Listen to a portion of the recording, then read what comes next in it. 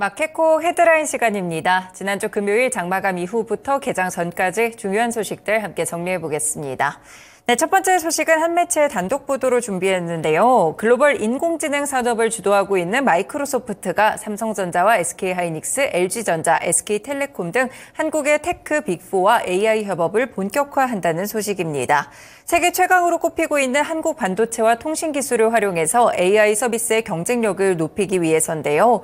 이 업계에 따르면 다음 달 14일쯤에 미국 워싱턴주 레드먼드 마이크로소프트 본사에서 열리는 마이크로소프트 최고 경영자 서밋 2024에 경계연 삼성전자 사장, 광누정 SK하이닉스 사장, 조주환 LG전자 사장, 그리고 유영상 SK텔레콤 사장이 참석한다고 합니다.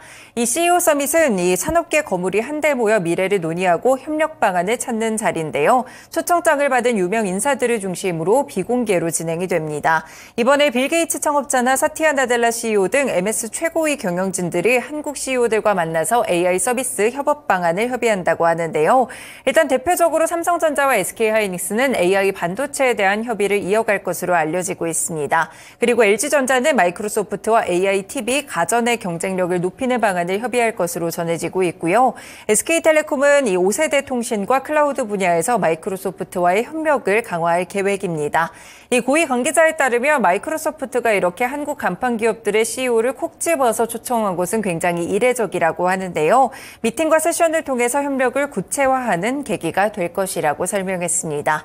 네, 언급된 4가지 종목들 함께 체크해 보실 필요가 있을 것 같고요. LG전자나 이 삼성전자, SK하이닉스, SK텔레콤까지 오늘장 주가 흐름 예의주시해 보시길 바라겠습니다. 네, 두 번째 소식입니다. 지난해 가파르게 내렸던 배터리 소재 리튬 가격이 올해 들어서 소폭 반등을 하고 있는데요. 배터리셀 가격도 이에 따라 하락폭을 줄이고 있습니다. 한국자원정보서비스에 따르면 지난 10일 기준 탄산 리튬의 가격은 킬로그램당 21,000원으로 연중 최고치를 기록했는데요. 지난해 연중 최고치인 6월 중순의 305.5위안과 비교했을 때는 아직까지는 3분의 1 수준에 불과합니다. 하지만 지난해 말 대비했을 때 올해 들어서만 26.6% 가격이 오르면서 바닥을 다지고 있는데요. 탄산 리튬 가격은 지난 10일에 연중 최고치를 찍은 이후 109.5위안 수준을 유지하고 있습니다. 현재 리튬 가격이 이렇게 반등한 이유는 일부 광산 기업들의 감산이나 중국 최대 리튬 생산지인 이춘 지역의 환경 통제가 꼽히고 있습니다. 이처럼 이 핵심 소재인 리튬 가격이 반등을 하자 배터리 가격도 이제는 하락세가 좀 멎어들고 있는데요. 시장 조사업체 트렌드포스가 집계한 지난 3월 중국의 전기차 리튬이온 배터리셀 가격은 2월과 상당히 비슷했습니다. 이 트렌드포스 측에서는 리튬 가격 반등은 전기차 배터리의 안정적인 가격을 지지한다면서 중국 전기차 배터리 시장에서는 지난 1년간의 가격 하락에 이어 2월부터는 안정성이 되살아나고 있다고 평가했습니다. 다만 공급 측면의 감산에 힘입어 1분기 말까지 리튬 가격이 완만하게 반등할 수 있지만 공급과 수요 사이의 가격 결정력이 복잡하게 얽혀있기 때문에 2분기에 리튬 가격의 이 변동 범위 자체는 제한적일 것이다라고 평가를 했습니다. 리튬 관련 종목이나 이 셀 관련 종목들 다시 한번 눈여겨볼 수 있을 것 같고요. LNF, 에코프로비엠, LG에너지솔루션, 삼성 SDI까지 함께 묶어드립니다. 네, 세 번째도 한 매체의 단독 보도입니다. 1년 가까이 동결됐던 도시가스 요금이 다음 달부터 단기적으로 10%가량 인상될 수 있겠습니다. 통상 여름철은 가스 수요가 줄기 때문에 서민 경제에 미치는 영향은 다소 적을 것으로 추측되고 있는데요. 관련 부처와 에너지업계에 따르면 이번에 산업통상자원부는 가스 도매 요금을 올려야 한다는 의견을 최근 기획재정부에 제출한 것으로 알려졌습니다. 현재 한국가스공사의 민수용 도시가스 미수금은 지난해 말 기준으로 13조 7천억 원이 넘어가고 있는데요. 여기에 중동 지역 분쟁으로 환율까지 상승하면서 연료비에 대한 부담도 함께 가중되고 있습니다. 통상적으로 가스요금은 홀수달에 조정을 하고 전기요금은 분기별로 조정이 들어갔는데요. 그래서 2분기에 전기요금은 총선을 앞두고 있어서 동결을 했지만 가스요금은 총선이 끝난 만큼 정치적인 부담도 적습니다. 그래서 인상에 들어간다는 분석이 나오는데요. 고환율도 지금 요금 인상에 상당한 당위성을 부여하고 있습니다. 사실상 가스공사의 재무계획에 반영됐던 원달러의 평균 환율은 1,200원대 후반 정도였는데 지금 실제 환율은 1,400원에 육박하고 있기 때문에 상당히 차이가 좀 벌어지고 있는데요. 다만 이렇게 가스요금과 다르게 전기요금은 일단 3분기쯤에 동결을 검토하는 것으로 전해지고 있습니다. 일단 가스요금 인상 소식이 나왔기 때문에 오늘장 한국가스공사의 주가 흐름까지 연결해 보시길 바라겠습니다.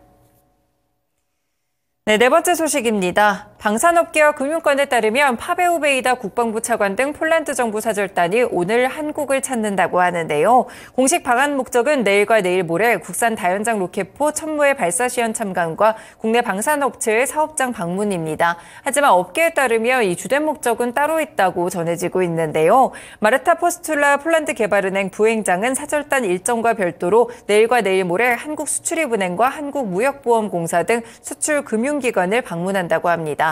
이 포스툴라 부행장은 수출입은행 등 무기체계 수입과 관련한 한국 정부의 금융보증을 요청할 것으로 보이는데요. 지금 관련된 법 개정안이 국회를 통과한 상태죠. 그런데 폴란드가 요구하는 한국의 금융지원 조건이 여전히 충족되지 못하고 있습니다. 그래서 폴란드 내에서는 한국산 수입을 취소하고 국산 무기를 쓰자라는 목소리까지 나오는 것으로 알려지는데요. 지금 가장 문제가 되고 있는 것은 지난해 12월 맺은 2차 이행 계약입니다. 폴란드 정부가 K9 등을 최대 30조 원 규모로 수입하겠다고 했는데 수출입은행이 자기 자본을 기준으로 한 수출 금융 한도가 소진된 것입니다. 그래서 이 법정 자본금을 25조 원으로 늘리자는 수은법 개정안이 국회를 통과를 했었죠. 그렇지만 자본금 증액이 향후 5년에 걸쳐서 단계적으로 이뤄지는 방식이기 때문에 폴란드에 대한 수입 대금을 일시에 지급하기는 어렵다는 분석이 나옵니다. 2차 이행 계약의 금융 지원은 일단 오는 6월까지 확정돼야 되는 것으로 알려지는데요. 만약에 이번 계약이 어긋날 경우에는 나머지 수출 물량에 대한 다음 이행 계약도 불투명해질 것이라는 우려감들이 커지고 있습니다. 네, 방산주들 사실상 이 모멘텀 때문에 상당히 들썩이는 흐름들이 있었는데요. 방산주들에 대해서도 한 번 더 체크해 보시면서 한화에어로스페이스나 현대로템, LIG, 넥스원, 한화시스템 같은 종목들 다시 한번 눈여겨보시길 바라겠습니다. 네, 다섯 번째 소식입니다. 지난주에 또 주목을 받았던 비트코인의 공급량이 4년마다 절반으로 줄어드는 반감기가 있었죠. 미국의 동부 시간으로 19일 완료가 됐습니다. 이 로이터 통신은 가상화폐 시장 플랫폼인 코인케코를 이용해서 일단 미국 동부 시간 기준으로 했을 때 현지 시간 19일 반감기가 완료됐다고 보고를 했는데요. 일단 4년에 한 번 돌아오는 비트코인 반감기는 오후나 20일 새벽쯤에 있을 것으로 전망이 됐고 19일 오후에 이뤄지게 됐습니다. 이 반감기는 새로운 비트코인의 공급을 줄이기 때문에 통상적으로 가격 상승 요인 중 하나로 꼽히고 있는데요. 이번 반감기가 완료되면서 비트코인의 공급량은 하루 약 900개에서 450개로 줄어들게 됐습니다. 다만 가격에는 큰 변동이 없는 상황인데요. 반감기 이후에 시장 관심 다시 한번 미국 비트코인 현물 ETF 등 이 월가로 이동을 하고 있고요. 미국 정부의 재정 건전성 이슈도 또 다른 관전 포인트가 되고 있습니다. 만약에 재정 적자가 심화되면 심화될수록 비트코인의 가치가 부각될 수 있다고 보고 있는데요. 일단은 비트코인 65,000달러 선에서 등락을 거듭하는 모습들을 기록하고 있기 때문에 반감기 이후의 흐름도 주목해 보시면 좋을 것 같습니다. 국내에서도 가상화폐, 가상자산 관련된 종목들 상당히 많죠. 오른쪽에 리스팅되고 있는데 함께 종목들 참고해 보시면 되겠습니다. 네, 마지막 소식입니다. 윤석열 대통령과 더불어민주당 이재명 대표와의 회담이 이번 주 중에 이뤄질 것으로 보이는데요. 양측은 본격적으로 의제를 논의할 것으로 보입니다. 대통령실의 한우섭 정무수석은 천준호 민주당 대표 비서실장을 조만간 만나 회담 날짜나 형식 그리고 의제에 대한 내용을 두고 물밑 조율을 할 것으로 알려지고 있는데요. 대통령실에서는 협치에 시동을 걸었다는 데 의미가 있다는 평가입니다. 실제로 대통령실이 이 대표 측에 통화를 제안했고 윤 대통령이 만남을 제의한 과정 등의 협치 의지를 보여준다는 설명인데요. 다만 민주당의 의지를 예고했던 국민 1인당 25만 원 민생회복 지원금 지급에 대해서는 우려하는 기류도 흐르고 있습니다. 네, 정치 관련된 소식들 체크해봐야 되는 이유는 지난주 금요일에 이와 관련된 종목들이 많이 떴기 때문인데요. 일단 이재명 대표와 관련된 종목들이 상당히 많이 올랐습니다. 동신건설, 에이텍, 토탈소프트, 수산 INT, 정치 테마 종목들의 움직임이 지난주 금요일 시간에서 관측됐기 때문에 정규장에서의 흐름까지 이어가 보시면 되겠습니다. 네, 이렇게 개장 전에 중요한 소식들 6가지 함께 정리해드렸습니다. 지금까지 마켓콕 헤드라인이었습니다.